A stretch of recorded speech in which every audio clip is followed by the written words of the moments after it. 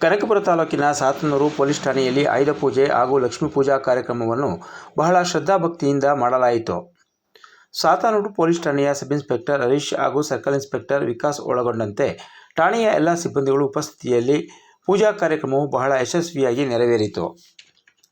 ಪೂಜಾ ಕಾರ್ಯಕ್ರಮದ ಅಂಗವಾಗಿ ಬೆಳಗ್ಗೆಯಿಂದ ಠಾಣೆಯ ಎಲ್ಲ ಆಯುಧಗಳನ್ನು ಸ್ವಚ್ಛಗೊಳಿಸಿ ಹೂವಿನಿಂದ ಅಲಂಕಾರವನ್ನು ಮಾಡಲಾಗಿತ್ತು. ಠಾಣೆಯ ಎಲ್ಲ ಸಿಬ್ಬಂದಿಗಳು ಬಿಳಿ ಪಂಚೆ ಹಾಗೂ ಕೆಂಪು ಅಂಗಿಯನ್ನು ತೊಟ್ಟು ಪೂಜಾ ಕಾರ್ಯಕ್ರಮದಲ್ಲಿ ಪಾಲ್ಗೊಂಡಿದ್ದು ವಿಶೇಷವಾಗಿತ್ತು. ಹಾಗೆಯೇ ಮಹಿಳಾ ಸಿಬ್ಬಂದಿಗಳು ಸಾಂಪ್ರದಾಯಿಕ ಉಡುಗೆಯನ್ನು ತೊಟ್ಟು ಪೂಜಾ ಕಾರ್ಯಕ್ರಮದಲ್ಲಿ ಪಾಲ್ಗೊಂಡಿದ್ದರು. ಇದೇ ಸಂದರ್ಭದಲ್ಲಿ ಠಾಣೆಯ ಎಲ್ಲ ವಾಹನಗಳನ್ನು ಸ್ವಚ್ಛಗೊಳಿಸಿ ಗಂಧ, ವಿಭೂತಿ, ಅರಿಶಿನ, ಕುಂಕುಮವನ್ನು ಇಟ್ಟು ಹೂವಿನಿಂದ ಅಲಂಕಾರ ಮಾಡಲಾಗಿತ್ತು.